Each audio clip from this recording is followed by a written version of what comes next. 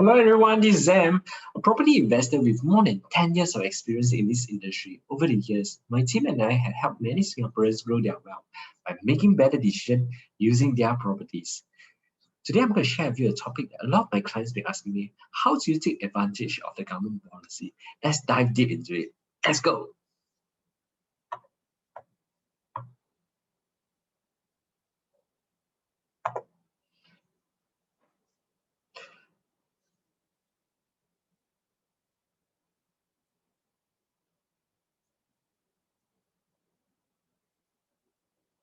Okay, here we go. So there are three ways to take advantage of the real estate market using government policy. So before you start, let's understand whether it is for you or not for you. It's actually for like-minded people which committed to saving plans. Usually for property itself is a way of like forced saving. So every month you have to have a commitment to save. So when you can actually cash out your property from it. Like you can do a give up as long as the valuation is above the property prices. You do a give up, you can actually cash out for emergency needs, like you need for your children education or whatever reason you have, right? So the other way of looking at it is you can actually establish a multiple stream of income. What I meant is that your trade income, your employment income is one source. Rental income can be one source also. It's a very stable income because it's predictable. Why? Because you can actually find the data information in the market. So it makes it very predictable. So the other thing is that you can actually buy time if you have property. What I meant by time is that, for example, in 1 year you may not be able to work. So this is a time where you need to look into what are your assets that you have and then probably cash out. But you will tell me, wow, property is a very illiquid asset. It's difficult to cash out. I totally agree with you, but it depends on how flexible you are. Because if you were to sell at the right price, you can even negotiate for higher down payment. Per se, you can go for like 10% or something if your price is right. So it can actually improve your cash flow. Then 3 months later, you take the balance out from there. So this is some way you can make full use of property, which is predictable. Next, it isn't for you, so it's in red. So if you have somebody that is able to take care of all your well-being up to your retirement, it is not for you. You like to trade time for money, it is not for you. So you have multiple stream of income. You don't need this. You have more than $1 million in saving. You do not need this. In fact, you can leave now.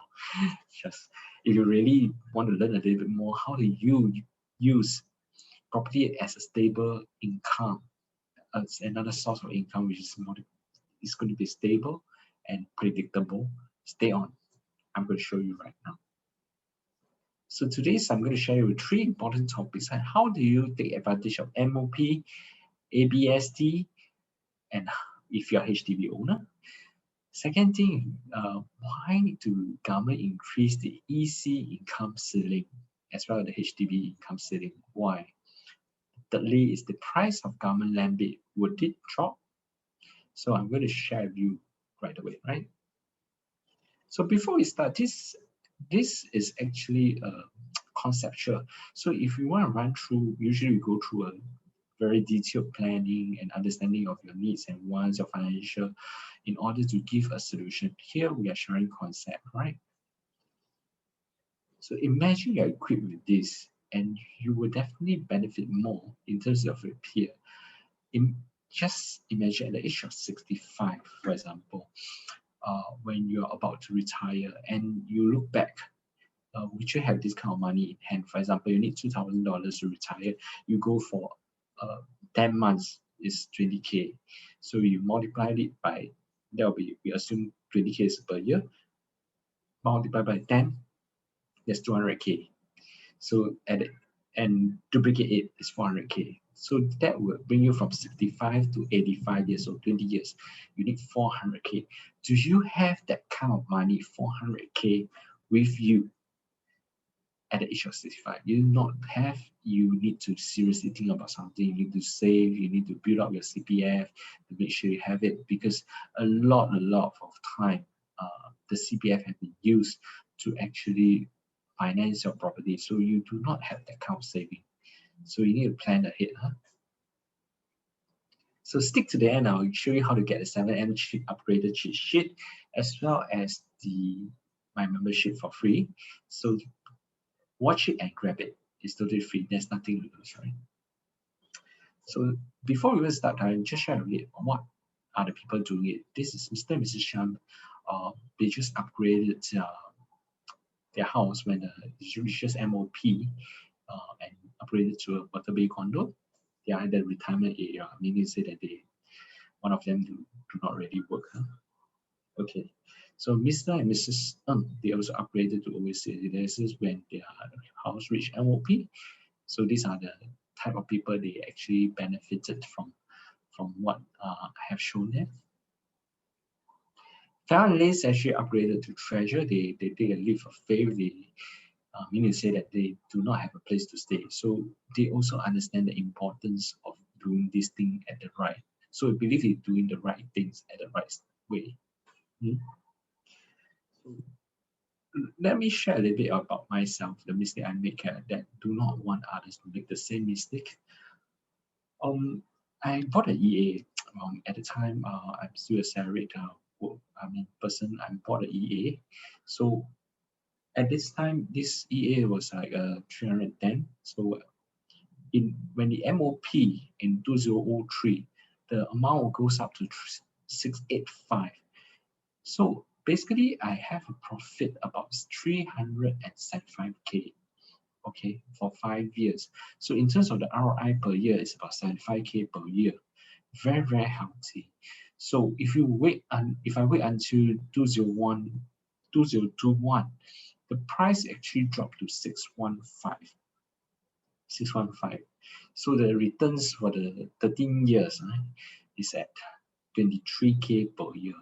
So the price actually didn't move up after MOP. In fact, it went down. Let's look into it, what exactly happened. This is the transaction for the entire block. So if you look at 2013, it's about there, 685, and then you look at current one. This is from 4 to 6 floor. Then you look at those currently in 2020 November, is 613. So even higher floor is actually selling at a lower price. Why? It's very simple. Things will get old, and you lost its interest as long as the number of leases gets shorter and shorter. Your profile, your group of buyers will reduce accordingly as well. It's based on that, because now we have to base on the youngest buyer plus the remaining list must be above the age of 95 to fully take advantage of this. So this is something that you've got to be very careful about when you are a house owner, and you need to know when to sell. So what could I have done better? So if I were to have sold my property, or I would have bought my next property, which is Esperina, just across the road from Compassville. So I bought it at if I buy it at 1516 at 1.126.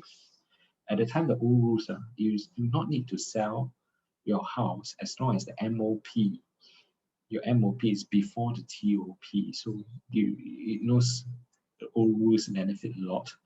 Then you can still buy. If I would buy this property now, that time, I would just before TOP, I sold my property. I would have gained 7,375. Then now there's a recent transaction of the same unit 1516 at 1.7.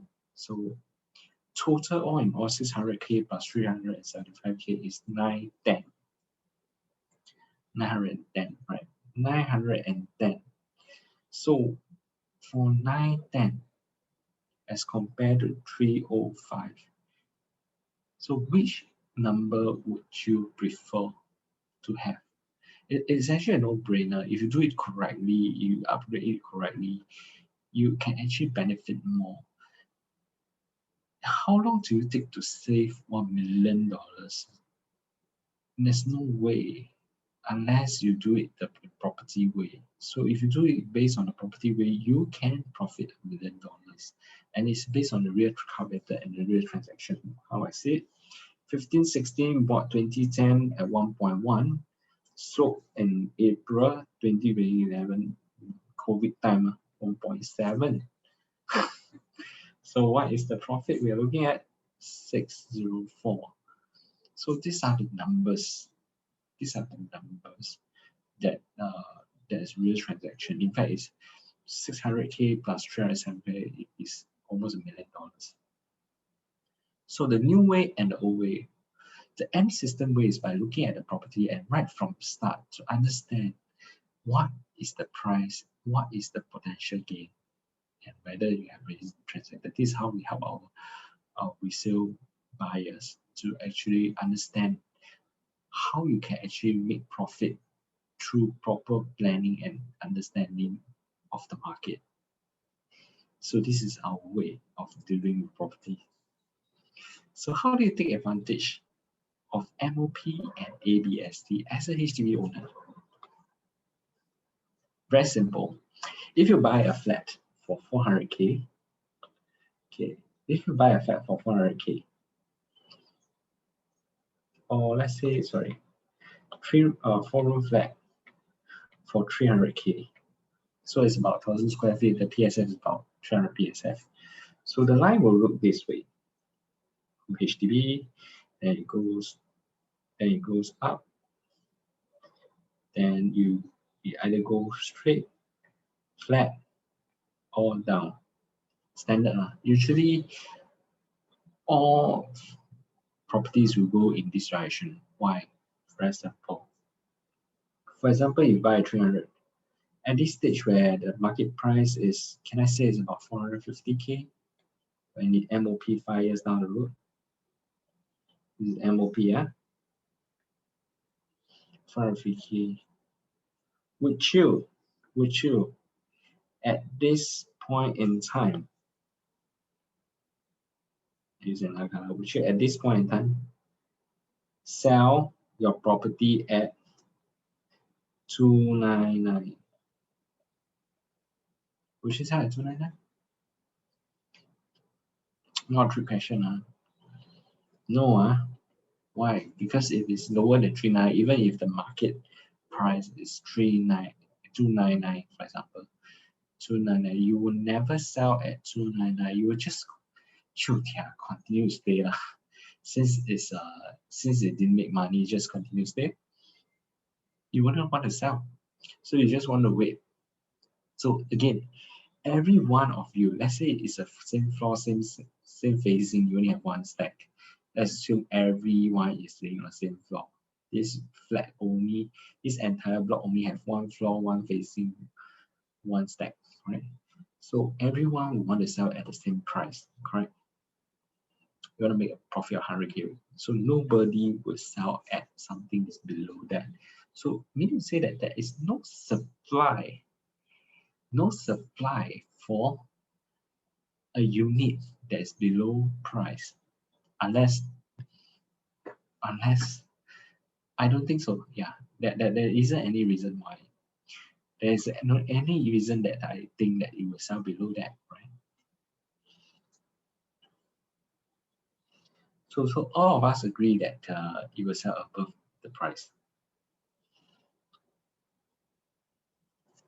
So over here, when it reaches this stage, the price of property can either go up,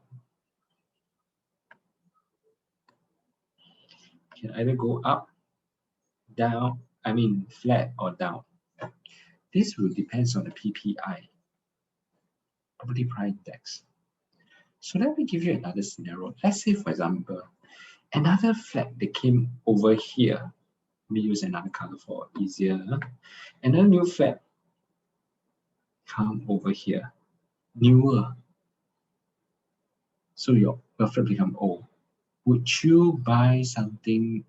Would you buy something that's new or old? Given the same flat, same style, same staging, one is old and one is new. So, for example, your neighbor, same facing, same size, same unit.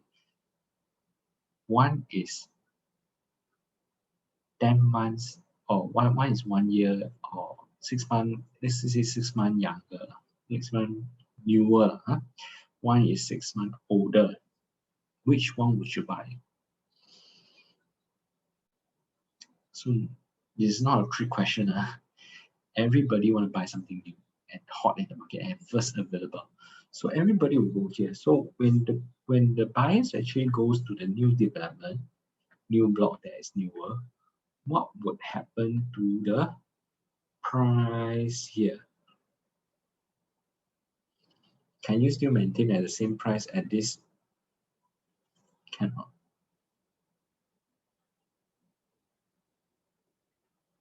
You can, you can still maintain, but would there be buyers? Because all the buyers go for the new one. So what should you do to actually attract the buyers coming back to here? What can you do?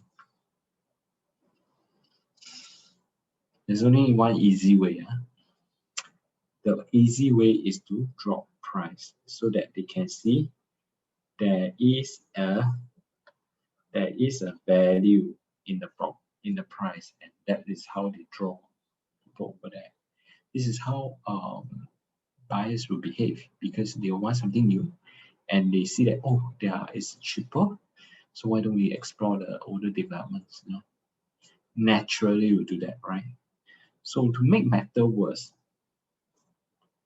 if let's say you bought your flat later in 2013, 2012, right? Your junior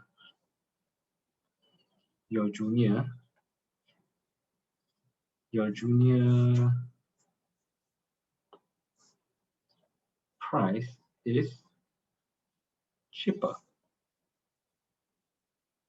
So when their price is cheaper, they can also sell cheaper, right? Because they bought the flat cheaper from the government. So can they sell cheaper? They can to achieve the same margin. Let's say they purchase the flat at 250. Can they sell at 400K? They can still profit 150K. So what would happen to this newer and cheaper flat? People will just look into it, right? I mean, naturally buyers will zoom into it. So what I'm trying to tell you is these are the risks. You need to understand how the government policy is. So now you may think, hey, are you saying the right thing? How can that be? Let's look at the newspaper article. This is in 2013, the article. Previously, is MOP they actually set the price. How did they set the price? They set the price, the tail wags the dog. That means actually they follow the market price. That means if private prices go up, they go up. But when Kobuan took over, what did he do? He break the link between the market price and the property based on 4-year cycle. Based on 4-year cycle, that means your annual household income, let's say it's about 9K, based on the Department of Statistics, around 9K, multiply by 12. Let's say multiply by 10, that's 90, times 4 is 360, right? So it's around that price for a so-called a 5-room flat prices, right? So this is for non-mature estate. This is how they price. They base on household income. And when this happened in 2013, what happened to the property price? It went down. It went down. That explains why your junior is selling. Your junior is selling cheaper, can be selling cheaper than you because it's cheaper. So these are the risks that you will be facing. Okay. So the other important thing is to understand the stages of the buying a flat, right? For example, now we're going back to just now what we have mentioned. It's always the same curve.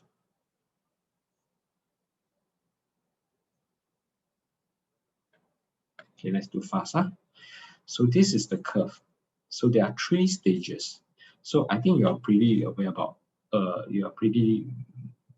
all these this funny shape curve now. This is stage 1. This is stage 2. And this is stage 3. Let me go from back to, we call it S3. Yeah?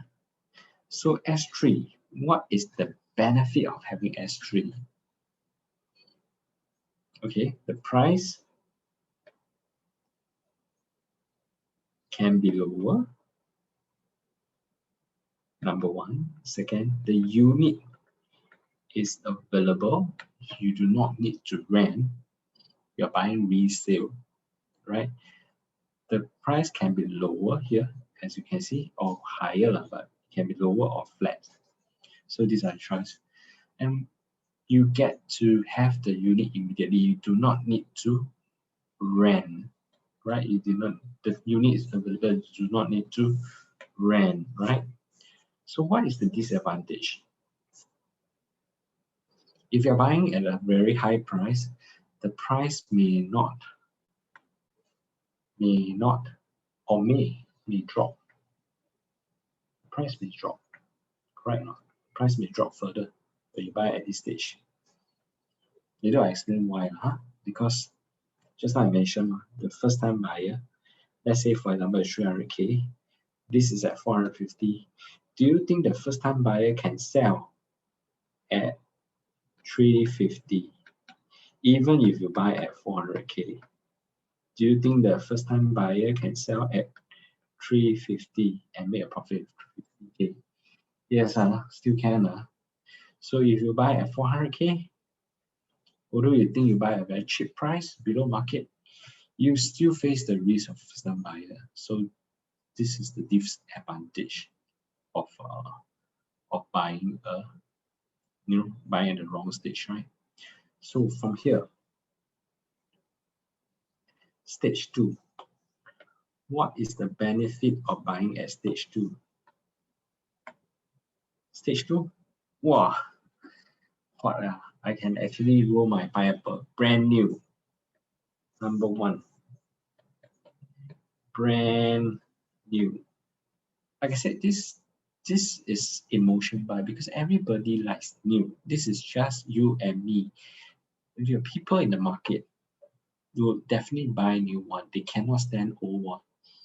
They feel that is something happened in the unit before. They cannot take it. They will just want new one. Right? There are some people, emotion. I'll say emotion.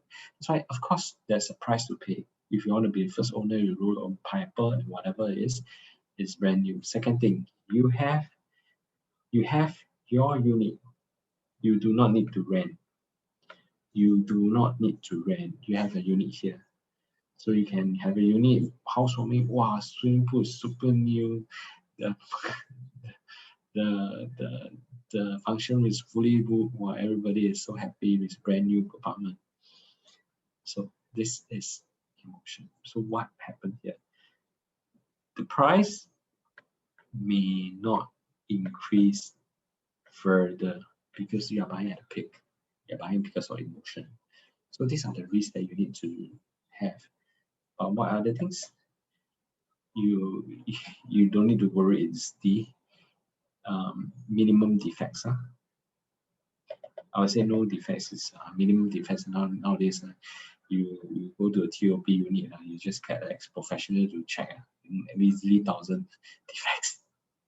Sometimes, I mean, the small little cracks, they also detect defects. So these are pretty normal. So minor defects. Okay. So these are the things that you benefit from stage 2. How about stage 1?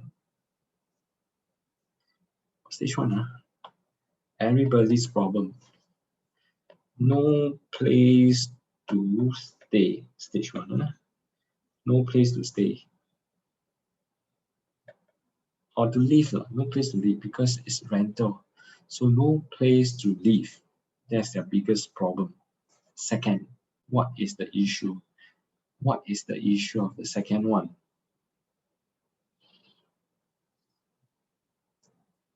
Actually, this is the main problem. The rest is actually low interest, low interest rate because it's based on progressive. Then the third one is no cash flow as compared to resale. You have a cash flow in from rental, no cash flow. But high capital appreciation. Then you understand why is it so when you do that. Why is it high capital appreciation? Then you must understand a few things. First thing first is about dollar averaging, how the developer thinks.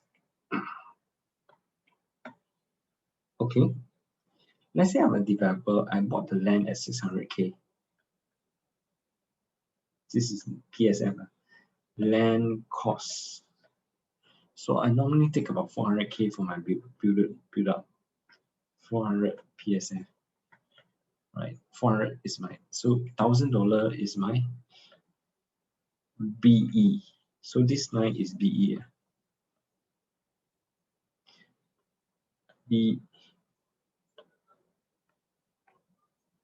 So sorry, this line is my BE, right? 1,000. So developer, of course, they will need to make profit lah. Assume they want to make a 20% profit. So that will be 1,002 PSF. Do you think the developer will sell at something like here straight 1,002 PSF? Do you think you will do a straight line? No. So what the developer do will be something like that. Above, nobody will sell below market. That's when we all agree lah. If you're a homeowner, you're not selling below market, developer also don't sell below market. If they are doing selling below market, they need to justify a bank why they are doing this. They better have a plan that other units are selling above market to compensate those that are selling below market. Not saying no lah, but we see before lah. So definitely let's do the normal trend one. They will sell above market, they will do this way. Why this curve? So when you launch, it's actually a demand and supply rule. Demand and supply. So when you launch, you have 100% of units. You have 100% of units not sold when you first launch. Would you dare to price your property at a premium? Or you want to price it low so that to attract people coming? Which one would you do? You want to price it low so that they have a VVIP discount, be pre-launch discount so that people come in buy and they don't get to stay. So these are the people that you want to attract to come in buy and wait for the construction to happen. So over here, you price low because 100% not so. But once you reaches 30%, for example, 30% sold, would you naturally want to increase the price based on the normal economics, demand and supply? Because there are lesser supply, you are able to move the prices up, right? So naturally the price will go up at this stage. So when you are 60%, you may want to price your property at about above 1,002, maybe about 1,003, and almost 100%. You may want to price your property at about 1,000. This 1,003, this maybe at 1,004. Yes, sir. So this is how the developer will stage the price. What is the beauty about this staging or dollar averaging? First thing, the developer achieves their break-even price. I mean their targeted margin by shifting the profit margin and understanding the demand and supply. Of course, they will need to meet all these targets, which set up by bank, their financer, to make sure they achieve this really quickly in order for the bank to be comfortable lending them to continue finance their construction. So these are all the milestone payment that you need to achieve. If you don't achieve these targets, the bank will, in fact, anything that's above 50% sold, the bank are quite comfortable.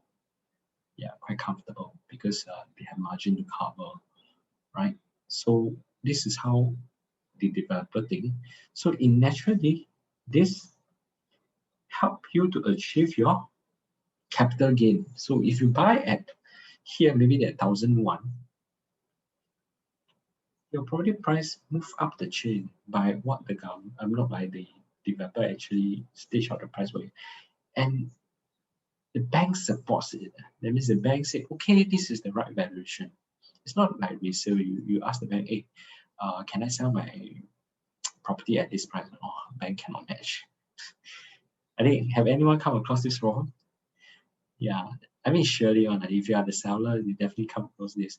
Bank cannot match, and then you can't sell above that price because even the buyers, they will know when you ask the bank, they are buying above market, and who wants to be a carrot or Robert, whatever, that want to be slaughtered.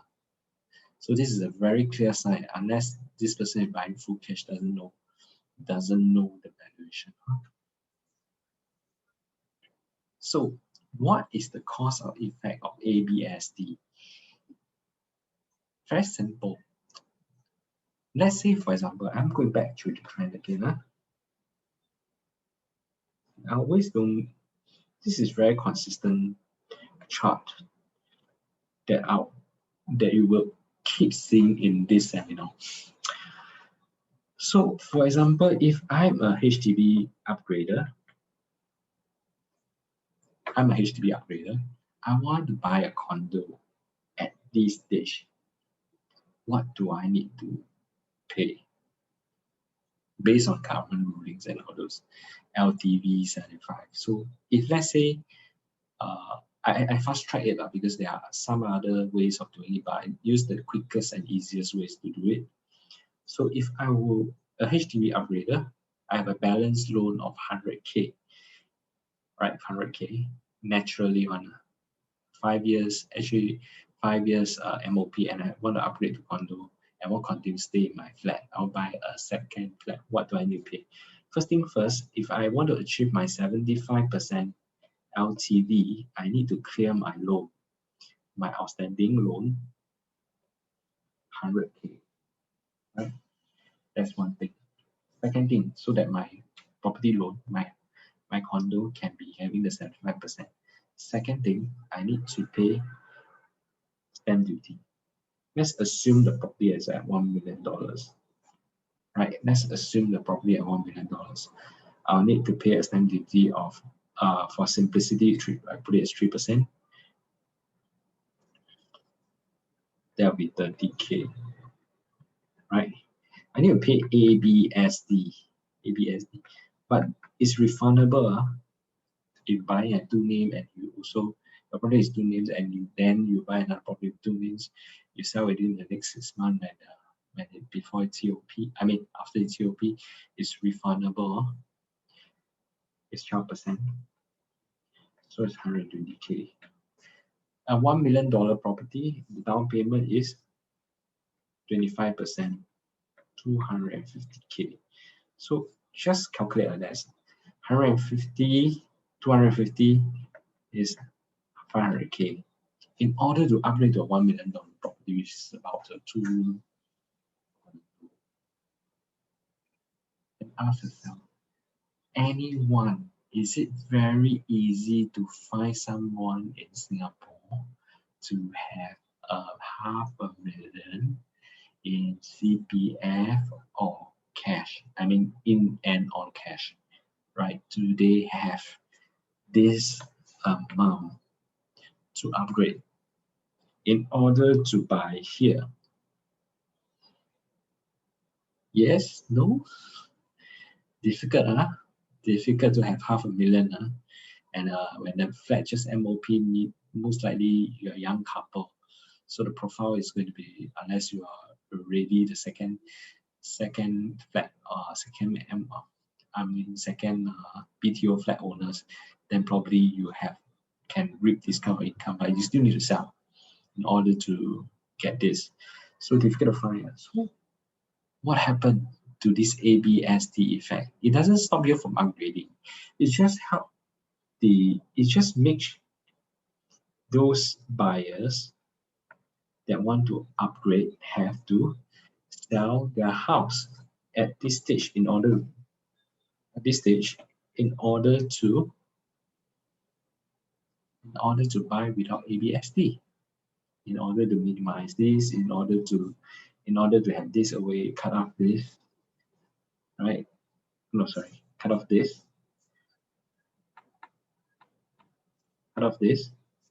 so you still have this and you still have this, but you have your capital gain from the other side.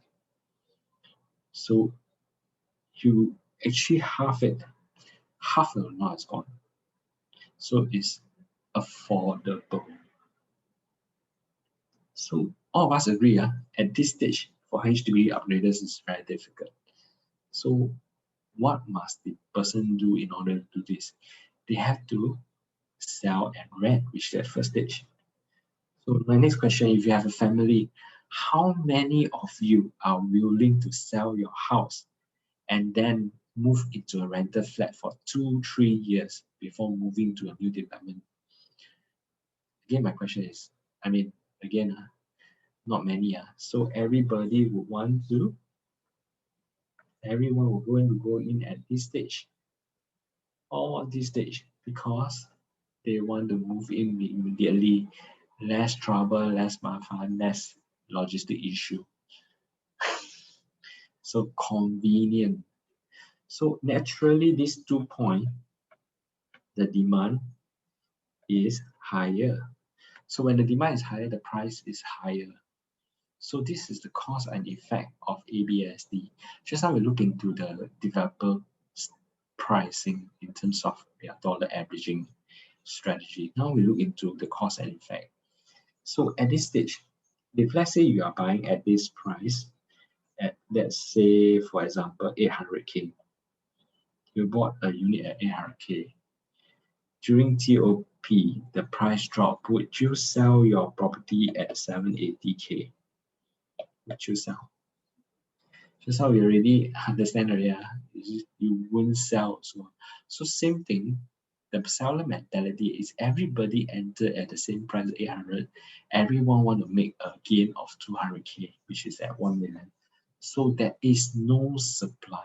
So first thing first, the developer help you to stage the price, which help elevate these numbers up, the capital acquisition. There is no seller that want to sell at a loss. So there's totally no supply. So you cut it out because everybody is wanted to make a certain gain, right? So this is how the chart will look like in terms of the cause and effect of ABSD and the behavior of seller and buyers. So have you gained something from it? I hope you right. So why is there an increase in income ceiling on September 2019 for HDB and EC? Let's dive right into it. Okay, in before September 11, sounds like 9 months. It was 12K. It was 6K for individual. Then after that, it was 14 and 7K. Then for EC is 14K. It went up to 16K. How does it impact? It usually when this happens, impacts a few things. It impacts the flats from HDB, EC from developers, the housing grant, the loan, and HLE. So when this goes up, all these numbers all these little points will be affected. So per grant, the launch is about 1,001 per square feet. Is it expensive or cheap? I can tell you, at the time I was at the show flat, everybody was saying that it is the most expensive EC that crossed $1,000. But Do you think the government thinks so? Okay, let's go back one step backwards, right?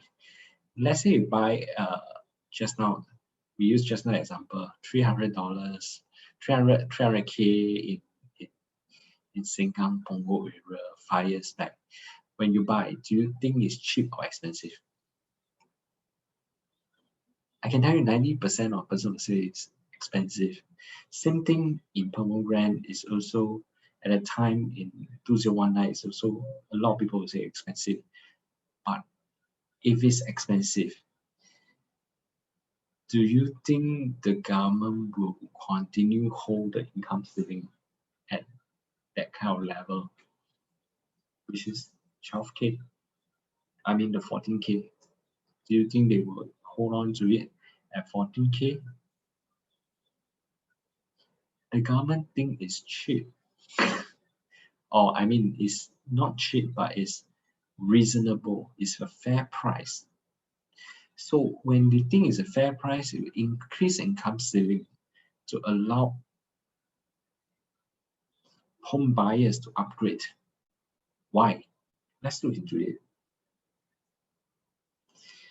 The cheapest 5-room, cheapest that when we first launched, is about $1.5 million based on 75% loan. The loan is 1.1 million, right? Then the cheapest 4-room EC at the time on level 2, 75% loan is about 1 million. Okay, that one is more expensive because of high staying and all those. So level 2 is the cheapest unit in Pomegranate. Huh? So if it's a 14K based on the old ruling, they can only loan up to 900K. There's a shortfall, a serious shortfall for 4-room. That means affordability is an issue if the income ceiling goes up. The developer will not be able to sell. If the government thinks that the price is too high, they can just say, okay, fine, I just leave it at 14K income ceiling, wait for the developer to drop because ultimately they need to sell.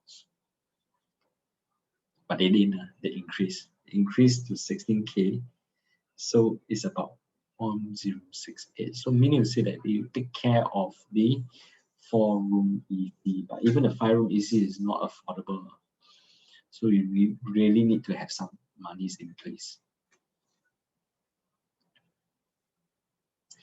Okay, lastly, the interesting would the Akong, aka the government, sell land cheaper when they are in a monopoly.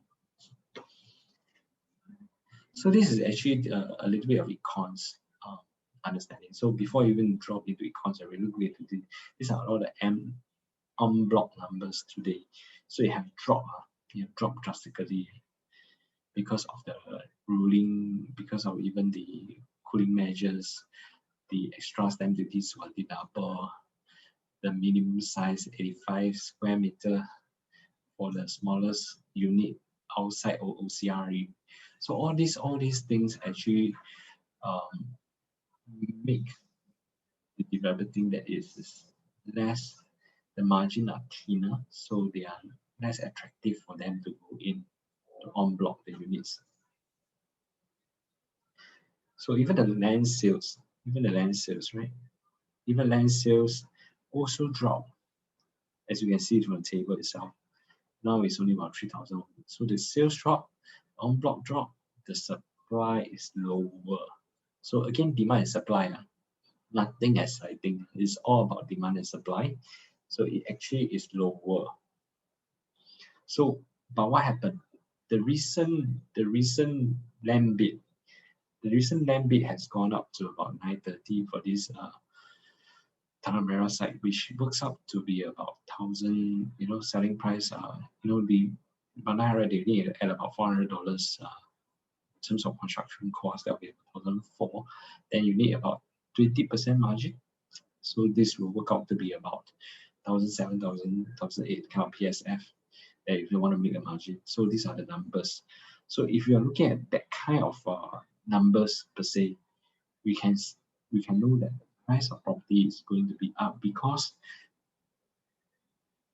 the land is getting more and more expensive, even without construction, even without margin. So let's look into how the developer function. Just now we mentioned over here.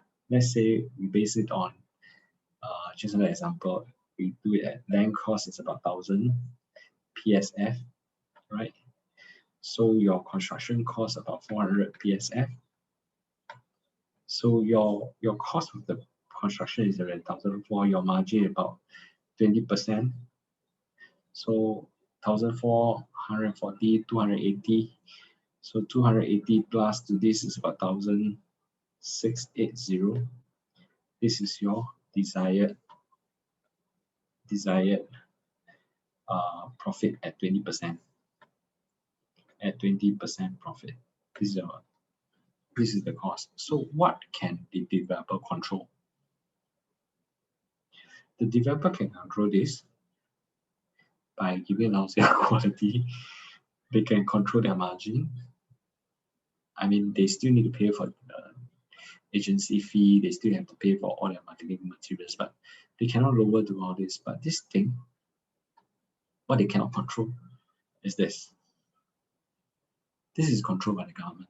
So you can see from previous chart, it's always going on the uptrend, right? It's always going on the uptrend.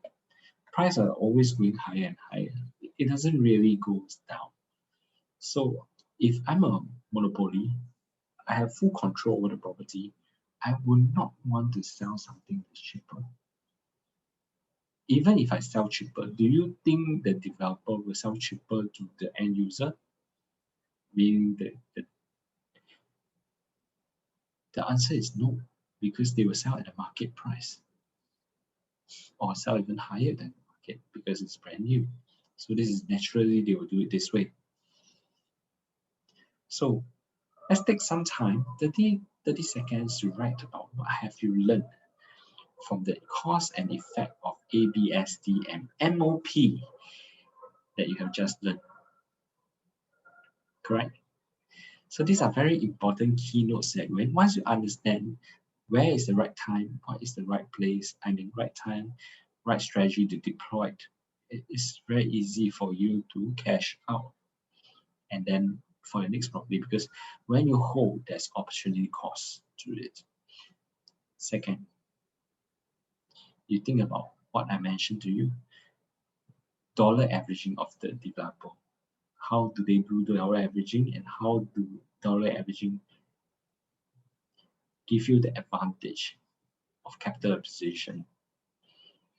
Thirdly, you also understand what you mean by, how does buyer behave and seller behave, and when the stage of the MOP, when they are okay to sell, when it's TOP, when they reach the 3 years, no more SSD, seller stamp duty, what is their behavior? They want to sell at a minimum profit. If not, there will be no supply. So these are the things that you can write on, and you can actually have a predictable income. The next, why do the government actually increase the income ceiling? Because they think it's a fair price. So you and I, we will not be able to access a fair price, but the government, they know what is a fair price. So from there, you can actually rely on their resources to understand, which is the other way of looking is 4 years of, 4 years of annual income, household income to determine the salary flat. This is the basis of it. They have a system to understand it. What is a fair price to price their property in order for the upgraders. It's not you and me. Lastly, would the government sell land cheaper? Being a monopoly, if they sell cheaper, does it benefit the end user or benefit the developer? So I leave it to you, because developer will want to make profit. Some developer we have seen buying land at a cheaper price, but they still sell higher than the market price standard, right? everybody want to make them optimize the game, because they are also have to report back to their shareholders. Okay, so here's what will happen if you do the correct way. Like just now, if I did my way, my HDB flat will only yield me about 305. If I do it correctly, it's about 900 per thousand. So which way would you want to choose? I leave it to you. It's a no-brainer thing. It's not a trick question, but you need to know exactly when is the right time to sell and when is the right time to buy. But you need to do a little bit more studies, understanding the market. It's not just all projects, all development works the same way. So recap of what we have understand just now, the MOP and ABSD, the three different stages of buying and selling in that kind of chart that we have, dollar averaging and development costs, and how the ABSD affects the buyer and seller's behavior, and why the income ceiling have increased. Because the government thinks whether it's a fair price in the market, they need to increase the income ceiling, or what is it? You start to recap, huh? Or would the price of land bid drops? Would the government allow the land bid price to drop? I leave it to you. It's actually they have even more. They have two stages. They have triggered land and all those. Triggered land is something have submitted interest of the land that is higher than the previous land bid. So the government actually given the approval and let all the developers come in to come and bid, because they have really affirmed a price that is more than the previous land bid. So it will actually increase even more. So that the government land sales, their trigger land. So these are the two ways in terms of the government land sales. So do you get value today? Definitely yes. To understand a little bit more, I have more things to share. This is some of the things that the policy. I cannot share everything with you, but at least these are all the fundamental things you will get and understand the market in more detail. So the M system is to understand and find out how this property can make money right at the start. When you purchase at the property or invest in a property, you know that you are sitting on a gain. This is how the M system works. So a little bit of understanding how the detail is based on financial planning, understand your profile, your financial ratios, and your safety net, how you can actually make sure that your affordability is in place. Then by using 7M upgrading system to understand, to identify properties that is, have the potential upside, and using creative financing strategy. Even my buyers and say, wow, you have a lot of pattern. Yes, we do have a lot of not special, but a lot of creative financing methods to buy a property, and also tax planning. So if you have the time and money, it's not an issue. We should want to plan your goals. Like I said, just not 65 to 85. You don't want to wait until you reach the age of 65 and realize, hey, I only have one property that I need to cash out, and that can only fetch me, say, 5-room, 500K, or even $1 million. Then you sell, and then you need to buy another one, right? Even you sell, you buy another downgrade. At the time, if 5-room and $1 million, a 4-room will cost you how much? 800. So at the square one, you're probably left with 200K, unless you want to go for rent. But at the stage, it's like you would think, oh, what if Chinese New Year, I invite my family back to a 2-room rental flat? Do you want to end up yourself in that kind of situation? I leave it to you. I like people who take actions. I'm going to give you the 7M upgrade cheat sheet. If you WhatsApp me within the next 5 minutes, you will also receive my free access to my membership for free. So take advantage of it. There's nothing to lose. get yourself into act and take action immediately. See you on the inside. Take care. This is Sam signing off. Bye.